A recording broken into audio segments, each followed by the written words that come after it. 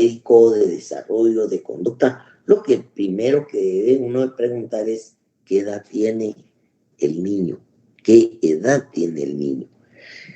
De tal manera que tienen ustedes que ir viendo o desarrollando sus modelos de historias clínicas. Aquí, pues obviamente, dependiendo, esto ustedes lo van a encontrar en el capítulo 1 de la pediatría de Nelson, 21 edición, la evolución histórica de las nuevas morbilidades en salud infantil. O sea, esto es importante, cómo ha ido variando de los siglos, el siglo pasado, cómo estaban las patologías, las morbilidades, y en este nuevo siglo de vida, que es lo que estamos viendo principalmente del 2001 al 2010, desde el 2010 para acá, no digamos ahora lo que estamos viviendo en la pandemia. Es interesante las morbilidades de los niños, cómo se han ido moviendo, depende de la época, ¿verdad? Esto es lo que realmente estamos viendo, un poco más de maltratos físicos, abandonos emocionales, abusos sexuales, disfunciones familiares, dificultades en las comunidades, actos violentos y acosos, aislamientos sociales, nivel socioeconómico que cada vez es más bajo. Y todo eso está influyendo para que realmente nuestros niños tengan un crecimiento y un desarrollo diferente. Por favor, no olvidarse que ustedes están inmersos en una sociedad. A veces me llama a mí mucho la atención cuando me llama mucho la atención cuando veo yo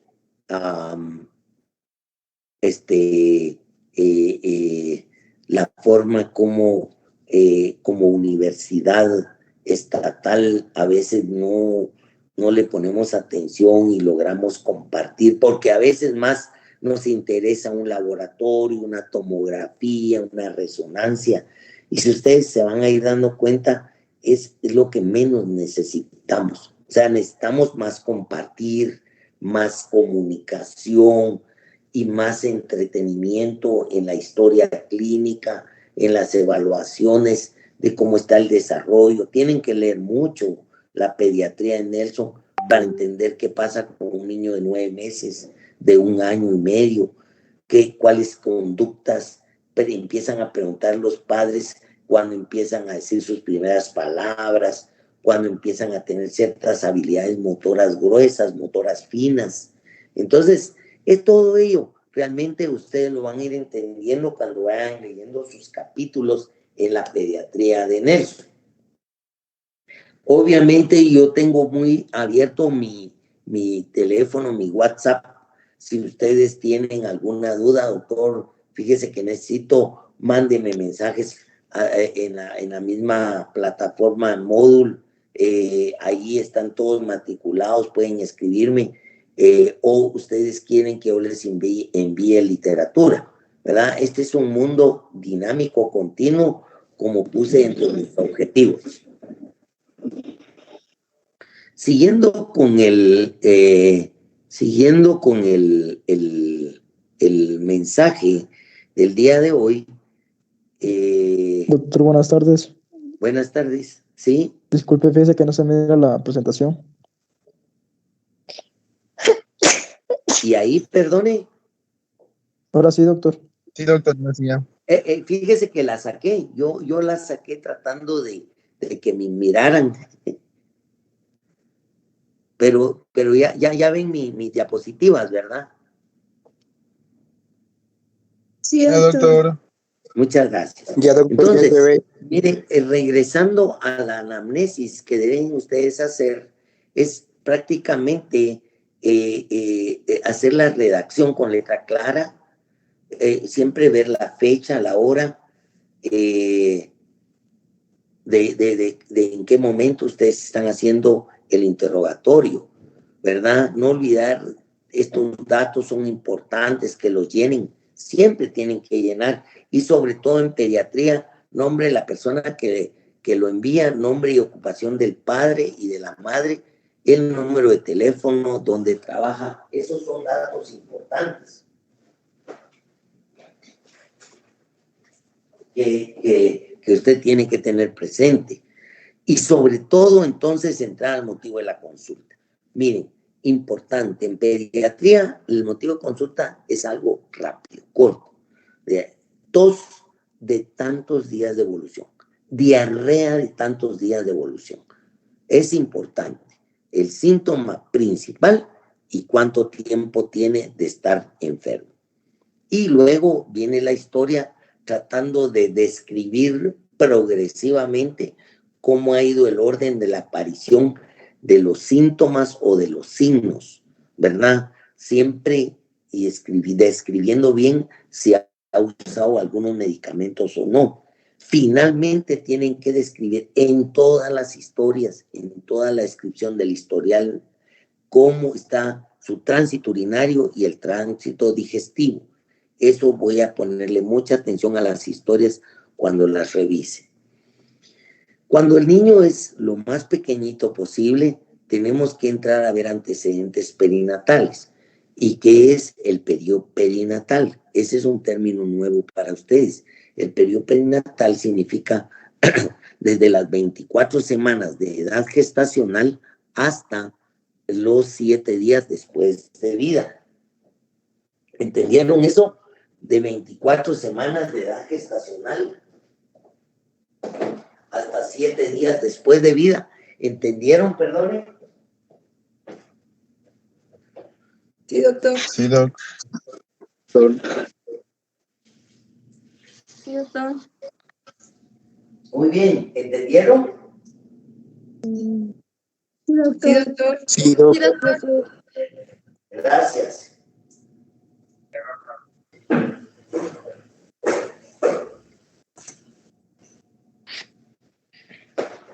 Bien, entonces, el periodo perinatal se divide en 3 partes.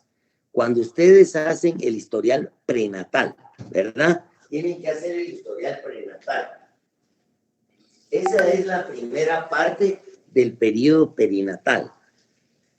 Y ahí ustedes tienen que describir cómo fue el embarazo directamente y con sus características, si tuvo edema la señora, si tuvo hipertensión, si le administraron medicamentos, y si sabe su tipo de sangre, prácticamente su embarazo, cómo transcurrió, si tuvo supervisión médica o no.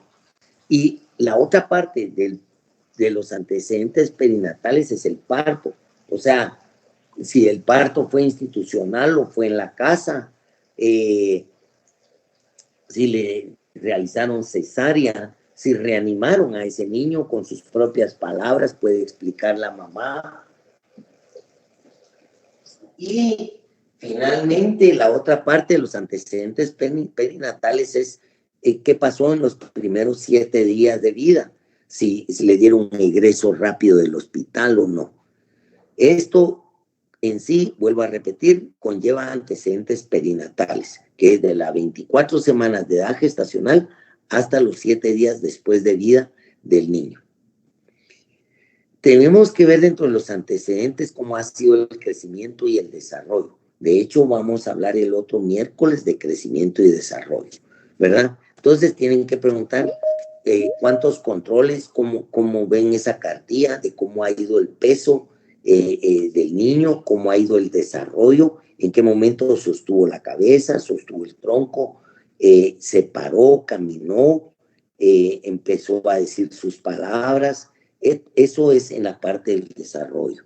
Luego, antecedentes alimentarios, es importante cuánto tiempo tomó su lactancia materna, cuándo empezó el periodo de destete, cuándo empezó a tomar vitaminas, cuándo empezó a tomar minerales, cuándo inició alimentos sólidos, y si siempre ha habido algún rechazo a algunos alimentos.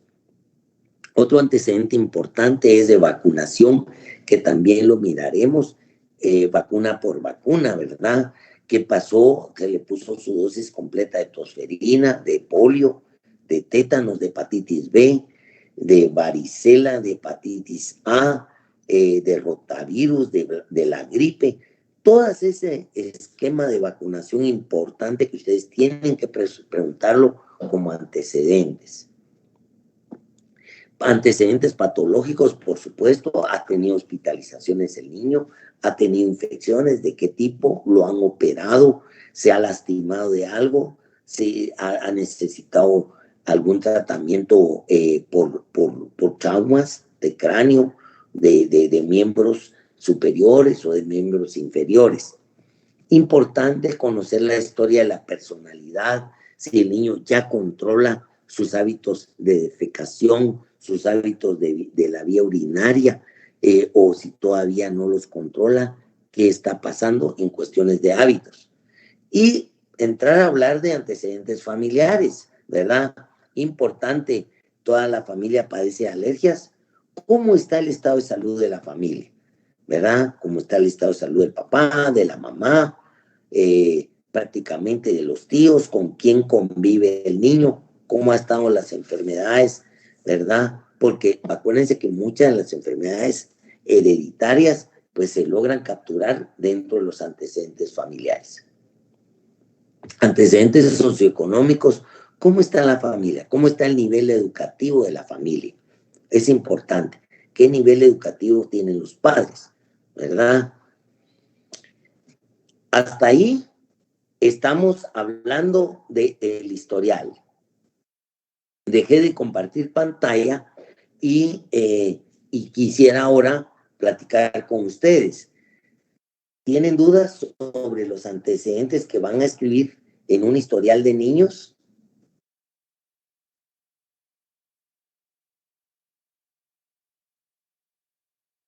Prácticamente luego entro a hablar de examen físico para finalizar la clase, pero ahorita esta parte de todos los antecedentes, de cómo hicieron la introducción de sus datos generales, quisiera que me preguntaran si tienen alguna duda.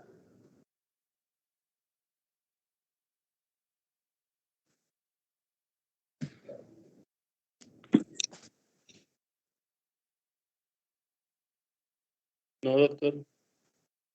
¿Todo está claro? Entramos a la parte de examen físico. Doctor, una pregunta. Sí, cómo no. A los niños mayores de 1 año, ¿se les tiene que preguntar a la madre por fecha de destete o ya se puede omitir ese dato? No. Si ya le quitaron la leche materna, preguntar, ¿verdad? ¿En qué edad le quitó usted la leche materna? ¿Verdad? Es importante.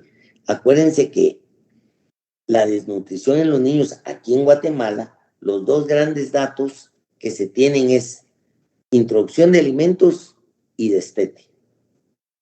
Esos son los dos picos más álgidos en cuanto al origen de la desnutrición en los niños. La introducción de alimentos y el periodo de destete. Quiero decirles que todos los estudios que se han hecho en Guatemala dicen que el gran problema está en que el periodo, pues propiamente de introducción de alimentos, ¿verdad? Es un alto riesgo de desnutrición para el niño, como también el periodo de destete, ¿verdad? De hecho, estamos haciendo una tesis ahora, precisamente con un estudiante, compañero de ustedes, ya en su último año, pues estamos estudiando por qué los niños ya no están tomando la leche materna antes del año, por qué ya no la están tomando, cuáles son las razones por las cuales ya no toma su lechita materna el niño, ¿verdad? Y entonces estamos precisamente estudiando este fenómeno, ¿verdad? Y probablemente se los compartiré. Bien, entonces no tenemos dudas ya con los antecedentes ni con la información general. Entonces entramos a la parte del examen físico.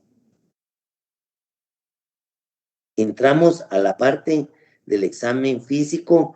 Empiezo nuevamente a compartir pantalla, ¿verdad? Entonces, empiezo con el examen físico. Aquí es importante, nuevamente, signos vitales. Los signos vitales, como es la temperatura, la presión arterial, la frecuencia cardíaca, la frecuencia respiratoria, pero deben de incluir el peso, la talla y perímetro cefálico dentro de los datos vitales en este segmento del examen físico. Luego, importante, ir viendo, siempre hemos platicado que con la menor ropa posible, y cuando ustedes hablan de longitud en niños es porque están midiendo al niño acostado, y cuando hablan de talla es porque lo están midiendo parado. O sea, longitud es cuando el niño lo están midiendo acostado y talla cuando al niño lo están midiendo parado.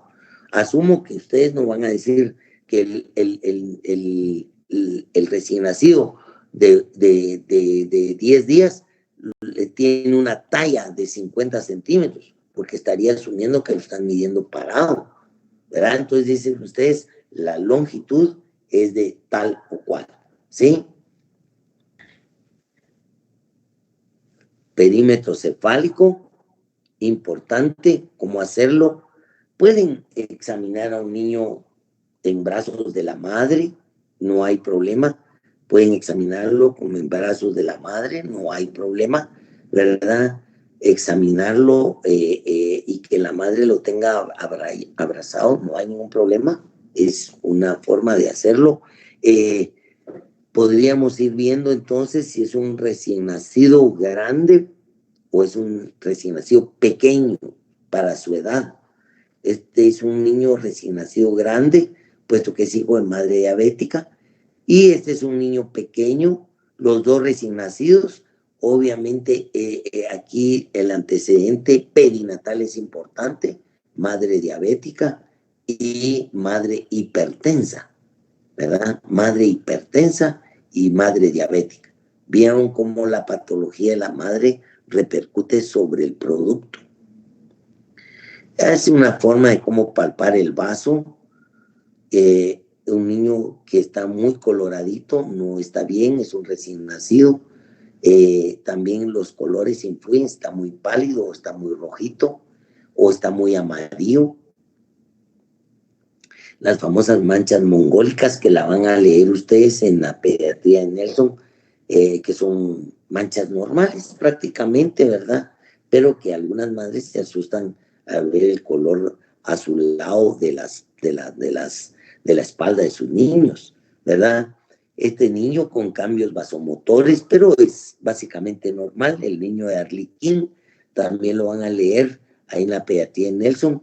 Esas marcas vasculares o hemangiomas vasculares, que son marquitas normales, pues, ¿verdad? Que a veces consultan los padres por ello.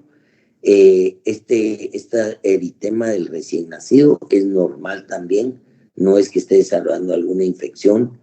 Estas quistes en las encías son totalmente normales, ¿verdad? Esa expulsión de secreción rojiza a nivel vaginal de una recién nacida, totalmente normal, al igual que una expulsión de secreción blanquecina en una recién nacida es normal, perfectamente normal. Igual esta hemorragia conjuntival es perfectamente normal, muchas veces es por el esfuerzo de la madre en el trabajo de parto. Una manera de cómo evaluar los oídos en los niños, ¿verdad? Estas prácticamente son manchitas que sí ya pueden representar problemas de hematomas, ¿verdad? Estas, a diferencia de esto, siempre tomar en cuenta, ¿verdad? Porque aquí ya estamos hablando de mancha mongólica, ¿verdad? Aquí estamos hablando de mancha mongólica, pero ya en el otro, si ya no estamos hablando de mancha mongólica, ¿verdad? Ahí sí ya estamos hablando de problemas de salud del lactante, ¿verdad? Al ver básicamente estas equimosis, pues prácticamente sí ya representan patología, ¿verdad? esto también ya representa patología, ¿verdad? Estamos hablando de una niña con una púrpura que se puede confundir con un maltrato infantil, ¿verdad? Podemos ver niños con síndrome de Down, característico de los ojos achinados, de la palma, la línea simiana, el signo de la sandalia es propio del niño con síndrome de Down.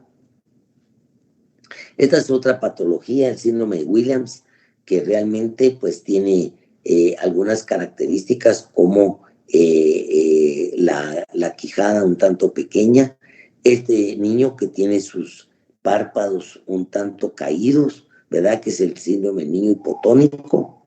Esta niña que prácticamente tiene el síndrome de alcohol fetal, pero aquí la característica que yo quiero hacerles llegar es que no tienen el filum nasal, no tiene el filum nasal.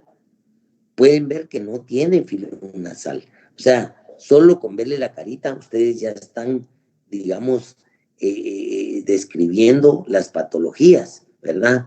Vean, por ejemplo, ustedes ven la carita de esta criatura, pues obviamente ya están pensando en que esta niña tiene síndrome de Down. Ya están viendo ustedes esta carita, están pensando en el síndrome de Williams, el síndrome del niño hipotónico, el síndrome del alcohol fetal. En un ratito que están viendo caritas, ustedes ya se empiezan a imaginar alguna de las patologías. Por eso es importante que ustedes tengan esa visión y esa mente amplia para cuando hacen los exámenes físicos, ¿verdad? Caderas, ¿verdad? Cómo hacer la evaluación de las caderitas para ver que no estén lujadas las caderas. A veces hay traumas en el parto y ustedes tienen que ir viendo siempre que haya una asimetría de los miembros superiores, cosa que aquí no hay asimetría por un trauma de los nervios cervicales. Entonces, tienen que ir viendo, insistiendo en las caritas. Aquí hay micrognatia severa, ¿verdad? Característico del síndrome de Pierre-Robin. Viendo caritas, aquí hay una clara conjuntivitis, ¿verdad? La caries dental, los exámenes que siempre deben de hacerse el oído. Cuando uno mira a un niño lactante, bien distendido y con heces diarreicas, deshidratado, pero muy distendido, y tuvo periodos de estreñimiento y no expulsó meconio en los primeros 2-3 días de vida, este niño habría que ir pensando en la enfermedad de Hirschsprung, que son enfermedades relativamente raras, pero hay que ir viendo con la historia clínica. Por eso es importante los antecedentes que yo les comentaba, las famosas urticarias, el paciente alérgico, el famoso saludo alérgico. Ustedes con ver a un niño que empieza a hacer este tipo de gestos dicen, bueno, este niño es rinitíco alérgico, ¿verdad? Característico. Este niño que tiene un edema palpebral es característico del síndrome nefrótico. O sea, este niño tiene problemas renales. Si se dan cuenta, solo con ver caritas, con ver el edema facial, pero sobre todo el edema de párpados, ya uno empieza a pensar en algunas patologías.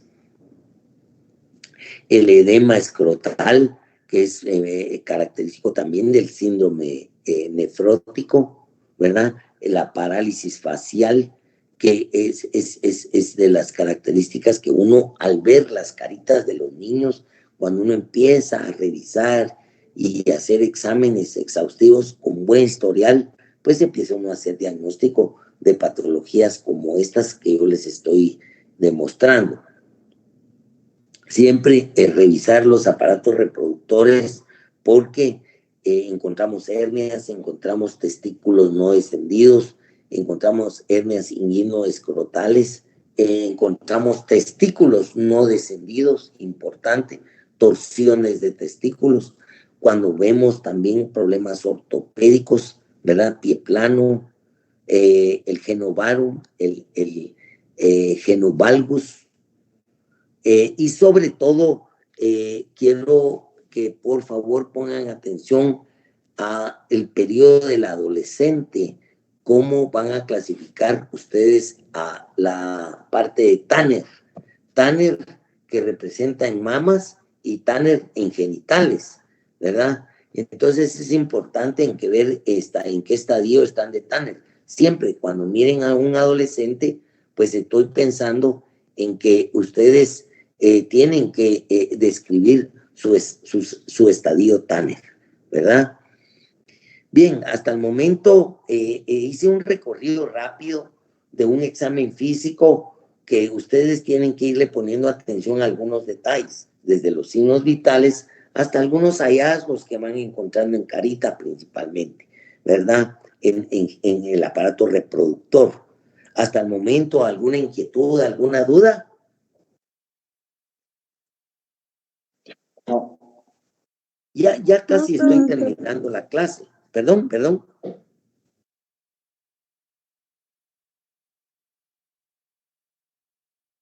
Solo, doctor, de una pregunta con respecto a los signos vitales, si no se cuenta con un esfigmomanómetro pediátrico, se omite ese signo vital, ¿no?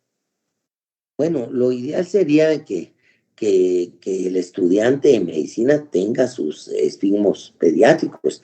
Hay de diferentes edades. Cuando uno va a los centros a comprar aparatos médicos, entonces dicen, hay esfigmos pediátricos, les venden un set para el mango del lactante, el mango del escolar y el mango del adolescente, ¿verdad? Son manguitos de diferente tamaño. Más o menos tienen que abarcar las dos terceras partes del brazo, ¿verdad? Las 2/3 partes, para que realmente sea una buena medición. Cada vez debemos de familiarizarnos más con la toma de la presión arterial en niños, ¿sí? Gracias. Yo estoy terminando prácticamente ya mi clase, ¿verdad? Acuérdense que hoy es historia clínica pediátrica y examen físico pediátrico. Lo importante es leer la pediatría de Nelson y luego, obviamente, hacer su práctica examinando a los pacientes, a cada uno examinarlos, oírle su frecuencia cardíaca, su frecuencia respiratoria, medirla. Y es importante la presión arterial, es importante, ¿verdad? Así que, miren, prácticamente estamos hablando de que ahí estoy terminando esta parte que considero que debería ser más conversatorio. Ustedes tienen que entender de que antes de entrar a la clase, de preferencia leer los capítulos, y les repito, desde el domingo, ya en la noche, ustedes que no hacen turnos, pues todos los domingos en la noche revisan ya qué información en la plataforma de Moodle, leen un poco y ya en la semana ya hacemos un conversatorio de lo que leyeron, de lo que les falta, de lo que puedo yo apoyarles. ¿De acuerdo? Sí, doctor, gracias. Bien. Muy bien, si no tenemos ninguna pregunta, pues me quedaría yo ahí esperando de que la lectura para ustedes sea importante de la pediatría en eso. Mucho gusto de saludarles y estamos siempre en comunicación con ustedes. Feliz tarde, doctor. Feliz tarde. Feliz tarde. Feliz tarde. Doctor, feliz tarde.